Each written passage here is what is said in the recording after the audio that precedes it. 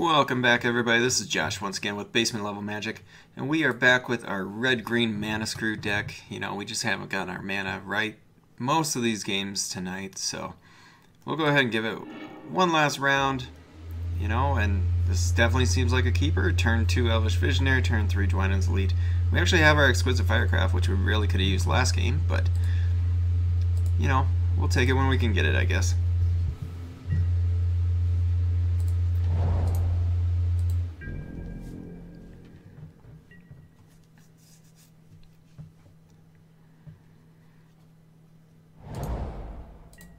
Another black deck.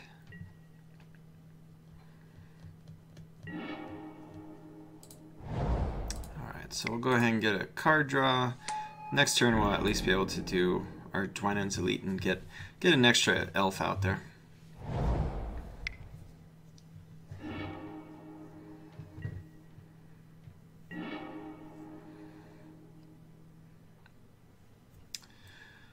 Yeah, I think our move is still to do the Dwynen's Elite here. Make sure that we still have an elf on the board so that we can get value for it. Otherwise we could have been looking at playing any of these three drops. We can attack in with our elf right now. We've got our extra value out of our Elvish Visionary. We got our card draw, plus we were able to make a token because of it.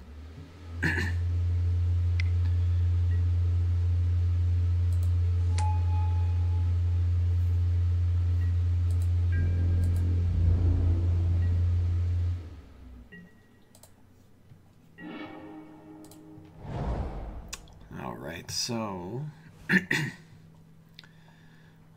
probably just look to maybe start to control the board a little if I can. Somewhere in the Chief of the Foundry versus Hitchclaw Recluse right now.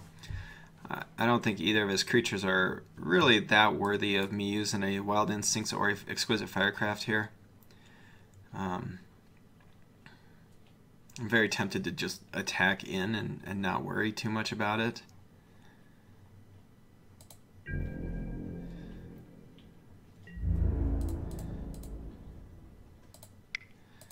Because pretty much no matter what, I'm gonna take down his Deathbred Shaman next turn using my Recluse. Well, and he'll take care of it for me, which is fine. It's gonna just clear the board a little, and we'll discard our Gorger. We're a little ways away from it right now, anyway.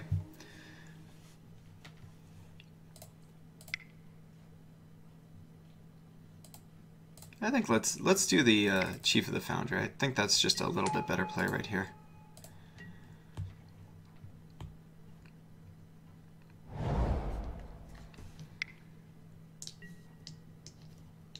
Yeah, him playing Angel's Tomb, that's fine by me. It gets to be quite awkward as the game goes on just because a lot of removal is sorcery speed, so it's hard to deal with. But I do have the Hitchclaw Recluse, which will be able to block it.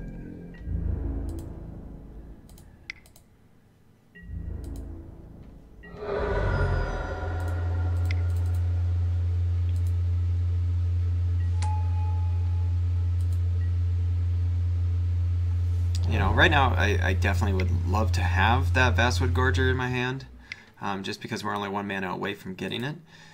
But the issue is, I feel like the cards that I kept over it were better for me. Alright. So, we could actually just look to go ahead and kill his Prickle Boar.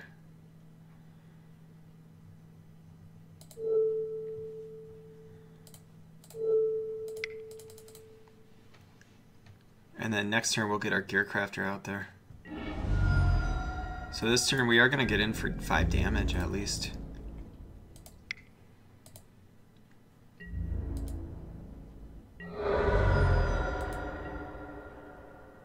And if we even draw another land, we could actually play both of these cards next turn.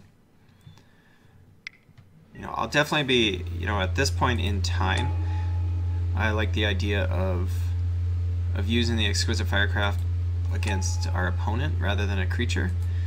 But we'll see if I agree with that later on.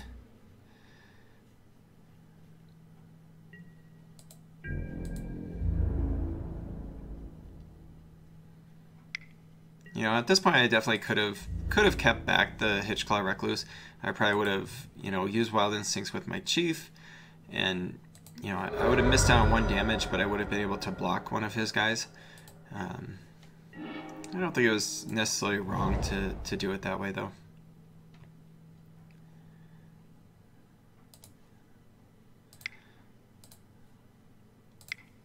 So we'll play our Gear Crafter.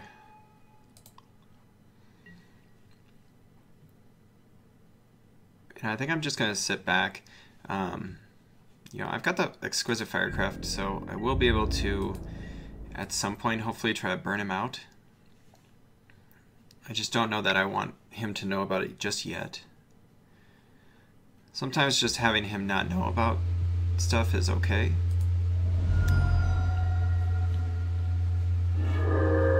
It kind of hurts, but, you know, you kind of expect that kind of thing.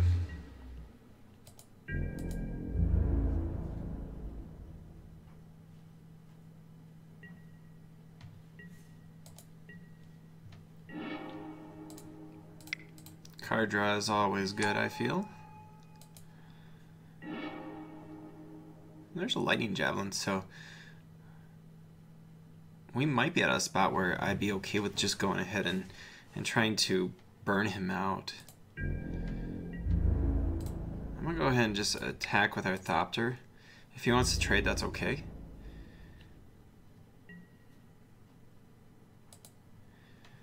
So next turn, even if he doesn't have anything in hand, he can activate his Foundry to make 2 1/1s.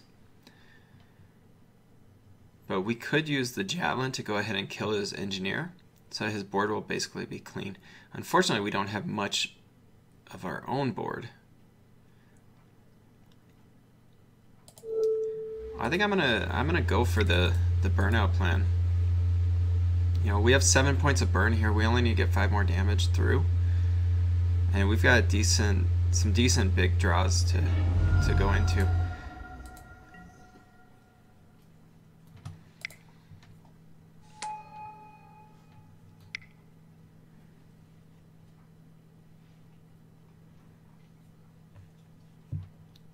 Yeah, so he's got a few cards to play, it looks like. Got a little out of order there, but yeah, we're okay with Cobble Brute. I mean, our Gear Crafter will actually block and take that one down.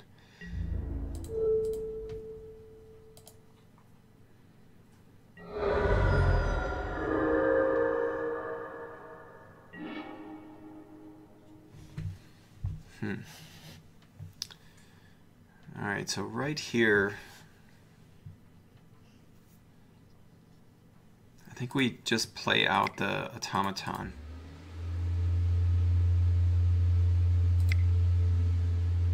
You know, gaining that life might actually come into some importance here.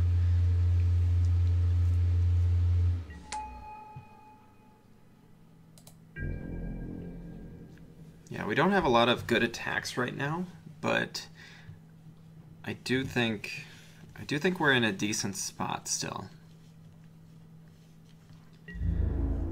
Because the Automaton will be able to trade with anything and actually kill most of his stuff.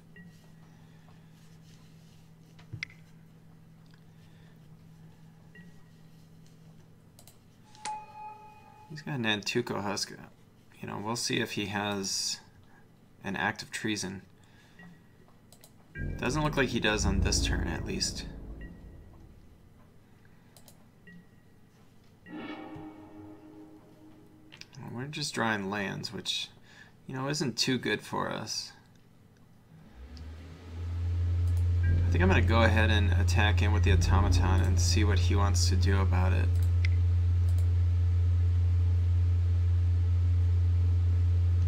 If he wants to trade with a Cobble Brute, I'm totally fine with that.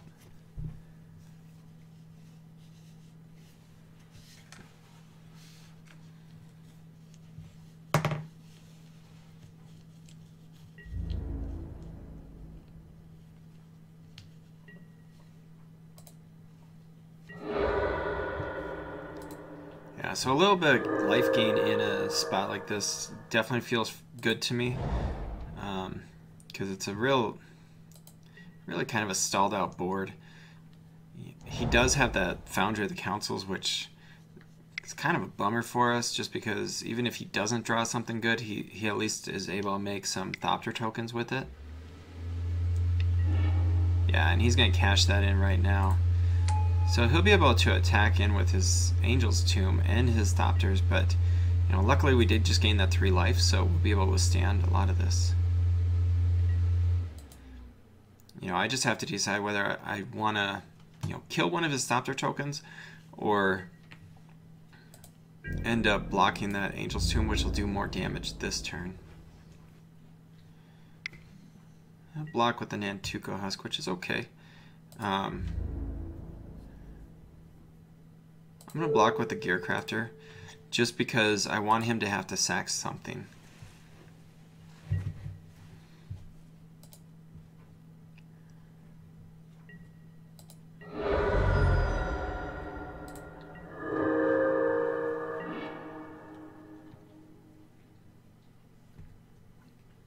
Alright, so his Wild Instincts could end up coming in pretty handy.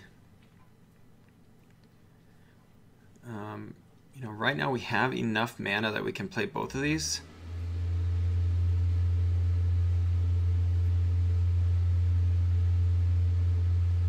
I'm just trying to decide if I think it's better, you know, maybe the Visionary is the better way to go, because we can attack with the, or pump the Elvish Visionary, fight, say, the Shambling Ghoul, or the Thopter Engineer. Either way, kind of clearing the ground for us a little bit.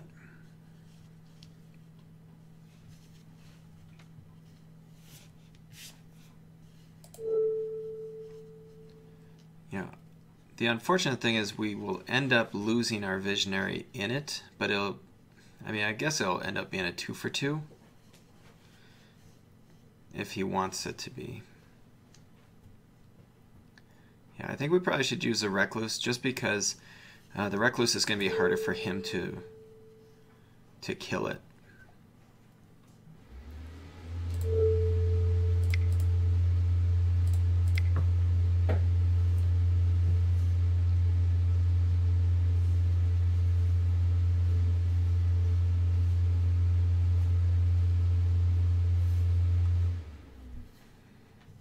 I mean, I think we want to keep the Hitchclaw Recluse back just as a blocker, but unfortunately us doing that... Oh, and he'll actually make it fizzle. So that's kind of unfortunate, but... Oh, the good thing is it still gets the +2/+2. I think our opponent thought it was going to fizzle and we were going to end up with our 1/4 Recluse, so we'll go ahead and attack in.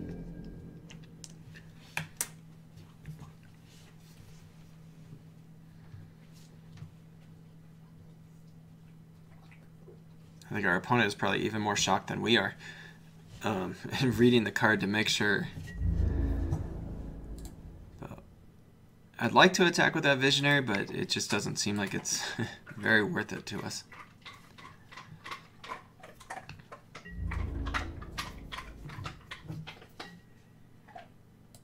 When he blocks with the Flyer, which is actually, I feel pretty fine with that one.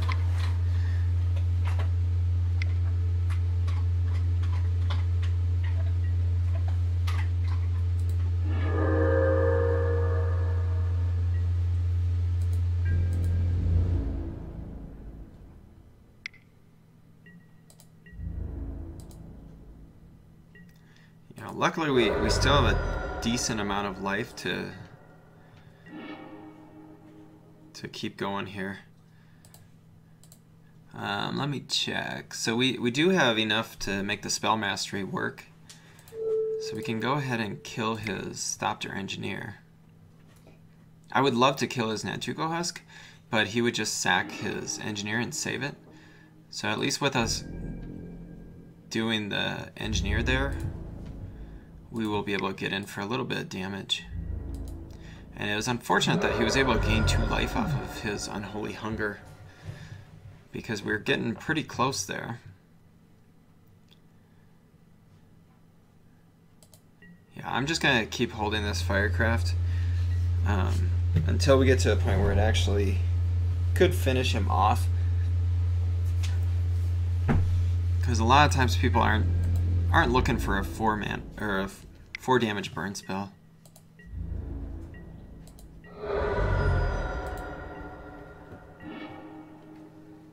And that's a good card for us.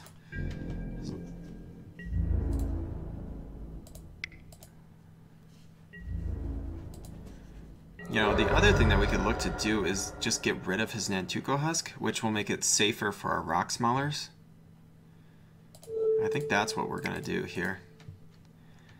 I don't want to play the Rock Smallers, get an Act of Treason, and then him sack our Rock Smallers, which is really going to make it tough for us to come back from. So I do feel it's worth it to play this Firecraft now when he can't pump it in response.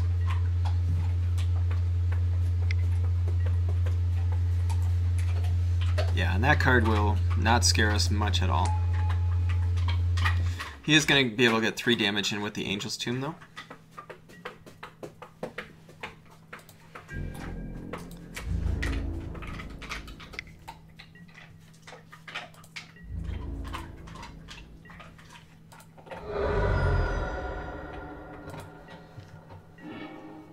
Alright, and yeah, so now we've got our big cards. Big cards going, and you know, right now we don't have to worry about the Nantuko Husk to kill us. I think the Prickle Boar is where I'm gonna start though, just because of the first strike. Although actually he'll be able to pump up to a 4 power and actually trade with our Rock Smallers, which is disgusting.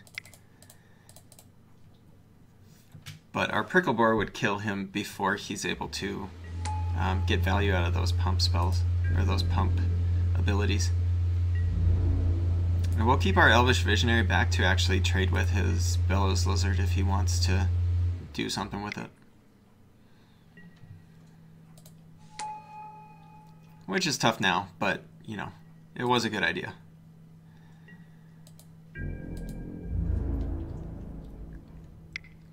Yeah, so he can pump that and actually trade with our Prickle Boar, but I don't see that being beneficial to us.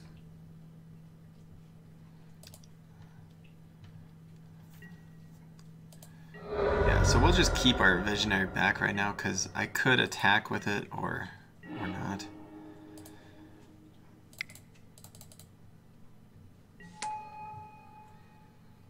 You know, attacking with it gets him down to 3. At which point our Rock Smallers damage will actually be enough with, say, our Elvish Visionary next turn.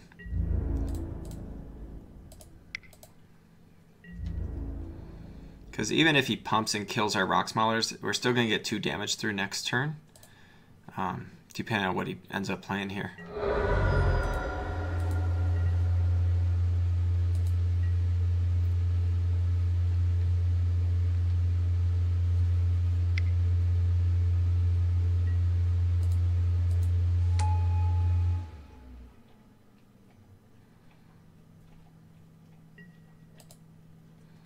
The Angel's Tomb has definitely been kind of frustrating for us.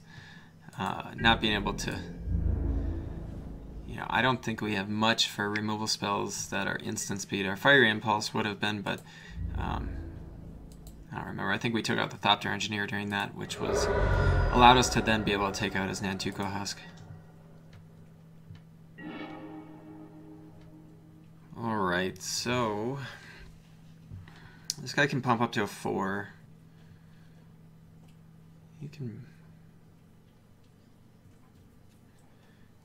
I think we attack all in here. And our trample damage, as long as he doesn't have some kind of pump spell, trample damage should actually finish him. So we'll just attack all in. If he has a pump spell, it's definitely going to be pretty unfortunate. I mean, otherwise the safe play would probably be to play the prickle boar, or just attack with our prickle boar.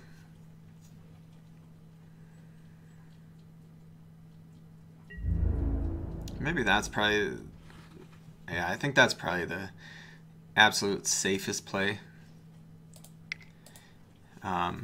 Just because, you know, if he has a Titan strength, it's going to make it really awkward for us. Yeah, see, if we didn't do this, it was going to look pretty bad on us. Luckily, we are going to trade now.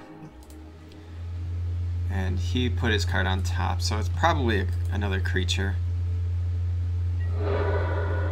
But getting rid of that, get rid of his first striker is pretty good for us. You know, his first striker, his you know, Titan strength. Here's probably going to be a creature, and he'll play do his Angel's Tomb.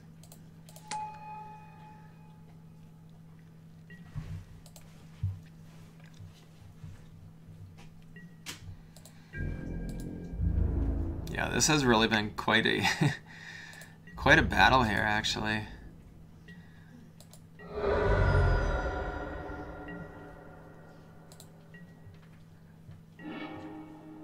A removal spell would have been perfect right there. Unfortunately, we didn't get it. We'll go ahead and we'll just attack with our Rock Maulers. If he wants to trade, we can trade.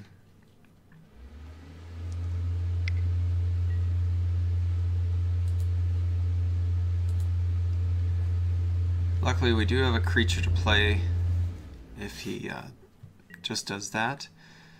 So it'll take him down to 1.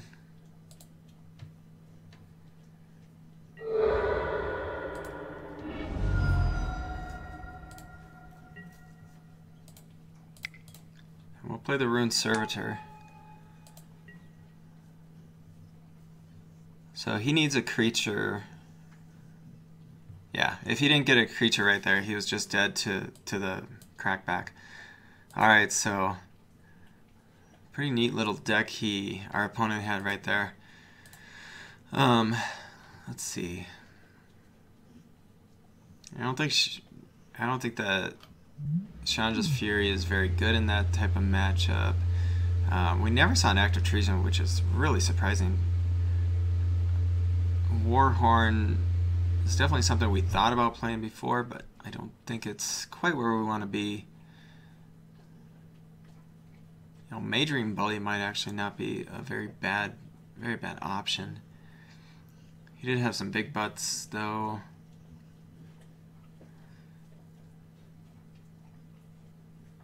I think we just try to run this back. You know, we've got a decent amount of top-end cards that can hopefully outclass him a little bit.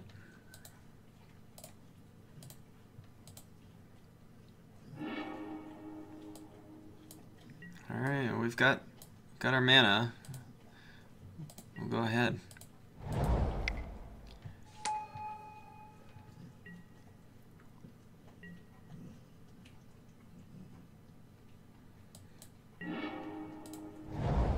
Now we need more mana.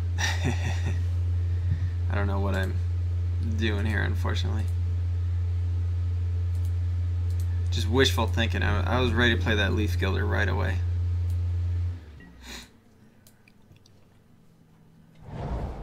So we've got a decent curve. If we can get this Leaf Gilder, get the stick, and then get the Recluse out on the following turn.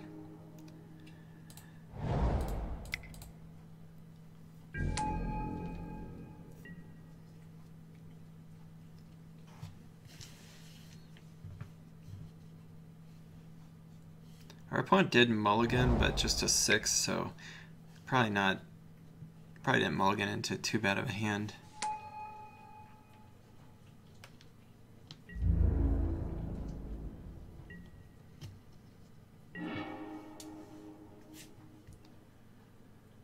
Alright, so you know, he's still not able to attack with this, which is awesome for us. I think I'm just gonna get my Gearcrafter out there. Or else I could do the Recluse just to slow him down. just because that 4 toughness seems like it's going to be pretty tough for him to overcome. It's a little more of a defensive move. Our opponent seems to feel he wants to do a pretty aggressive start though.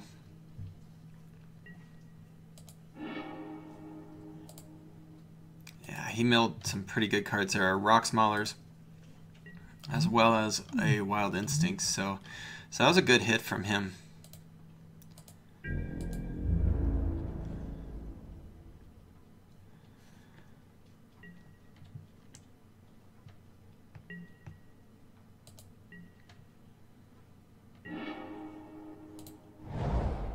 So we could just play out our Prickle Boar. He's down to 2 cards in hand. Prickle Boar is easily going to be the best creature on the board. Otherwise, we could just look to flood it a little and maybe go with our Gearcrafter and our Visionary. That way, if he does have a removal spell in his hand, which a lot of times a red-black deck will have, it'll kind of negate him doing much of anything. So maybe just develop our board a little bit more. We still do have this Prickle Boar, so we can use it if he ends up using some kind of removal spell on a creature that we don't really care about.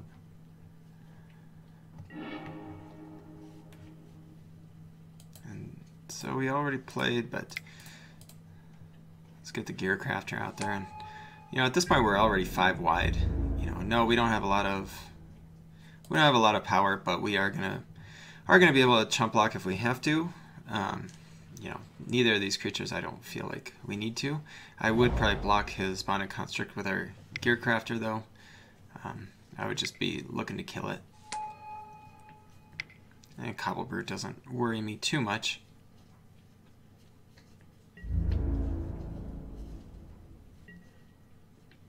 Yeah, I was gonna say, even if he attacks in with that, I'm not bothered.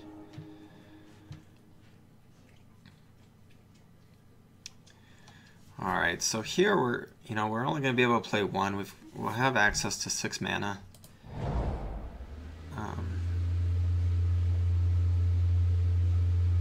Just a matter of whether we want to, we could go ahead and,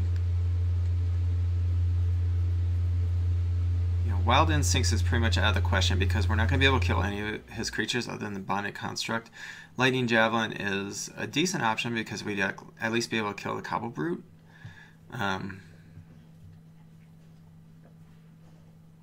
But we can't really attack in, unfortunately. So I think let's just get our Prickle Boar out there. And then next turn we can probably do a little bit stronger of a move, because we'll be able to do our Wild Instincts.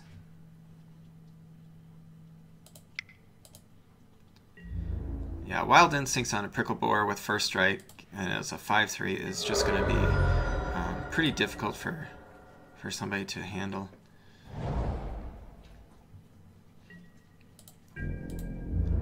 He's only got 1 card in hand, so we're definitely looking like we're in pretty good shape right now.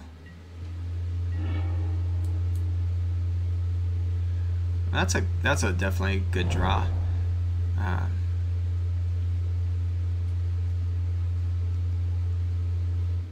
Yeah, but first off, let's go ahead and do our Prickle Boar. Go ahead and kill off his Return Centaur, hopefully. Because we'll be a 7/5. If he's got a Titan Strength, he's got it. But yeah, if he's got it, he's got it. But if we can try to get this creature off the board, that'd be great. And then possibly kill another one.